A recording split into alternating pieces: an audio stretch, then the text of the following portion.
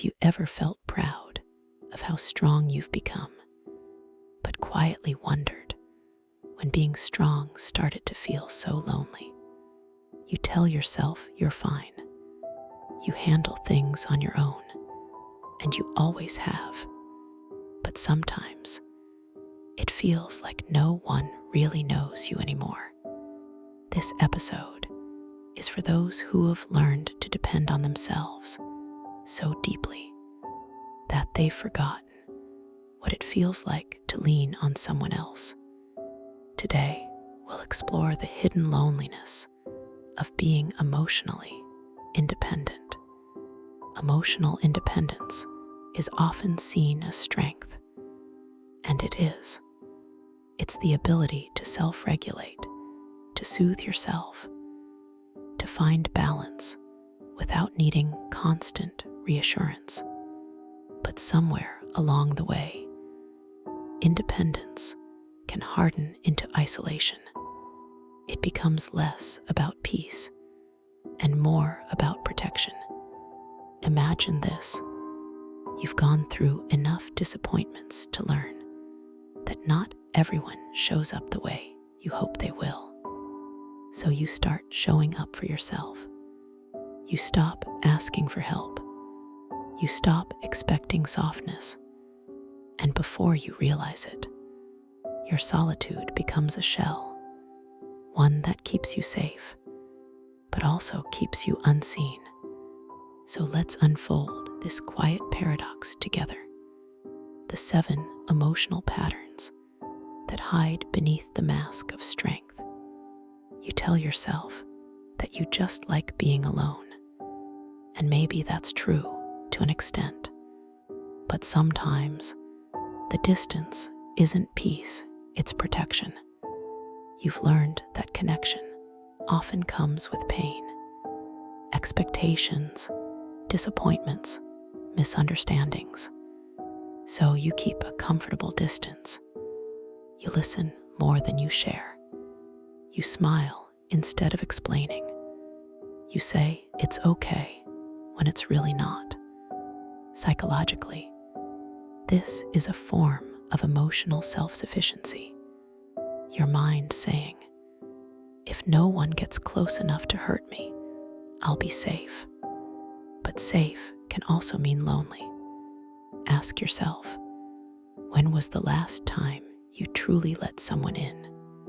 People often describe you as reliable, grounded, capable. You're the one others come to when they're falling apart. But when you are the one unraveling, silence becomes your companion. You might even feel guilty for needing help, as if the moment you admit weakness, you'll lose the identity you've built around being the strong one. This reflex often traces back to early experiences, maybe growing up where your needs weren't fully met, so you became your own caregiver. But emotional independence without interdependence is like a tree growing without roots, tall but unanchored. Remember, receiving is not weakness. It's how we stay connected to the pulse of life. You tell yourself it's not that bad. You rationalize your pain before you even allow yourself to feel it. Maybe you've learned to intellectualize emotions, to turn them into logic before they can turn into tears. You analyze instead of express. It's a coping mechanism, emotional suppression disguised as composure. Your mind does this to protect you from overwhelm. But feelings that are minimized don't disappear. They simply wait. They live in your body, showing up as fatigue, tension, or that quiet ache you can't quite explain. Maybe it's time to feel without editing, to cry without explaining why, to let the waves move through you, instead of always trying to control the tide. This one is subtle. You might not even realize how often you hold back out of fear of bothering someone. You check in on others constantly, but when someone asks how you're doing, you say, "I'm fine." It's not dishonesty, it's protection. Deep down, you fear that your pain will push people away. Psychologists call this hyperindependence, a trauma response rooted in emotional neglect. You've internalized the belief that love is conditional, that your needs are too much. But real love doesn't see your needs as a burden. It welcomes them as part of your humanity. You plan everything. You double check. You keep things predictable. Because unpredictability once meant pain. Control becomes your anchor in a world that once felt uncertain. But sometimes, control is just fear wearing discipline's clothes. The more we grip life tightly, the more it slips through our fingers.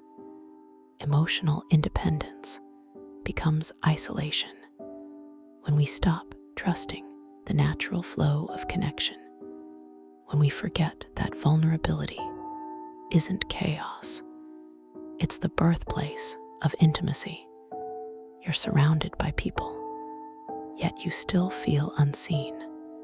It's not that others don't care, it's that you rarely let them see the parts of you that ache. You present the composed version, the calm, capable one, the version that never breaks. And people believe that's all there is to you. But inside, there's a quiet longing to be known without performing, to be held without earning it. The loneliness of emotional independence isn't about being alone. It's about being misunderstood. Do you allow others to witness your truth, or only your strength? After years of self-reliance, connection can feel foreign, uncomfortable, even unsafe.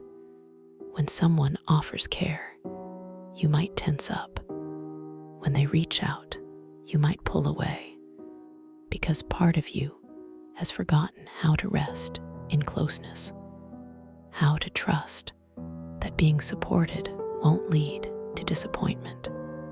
Healing begins with small acts of allowing. Let someone listen. Let someone carry a bit of the weight. Let yourself be held, even if it feels awkward at first. Because independence isn't meant to replace connection. It's meant to help you meet it from a place of wholeness. Emotional independence is a gift, but it was never meant to be a fortress.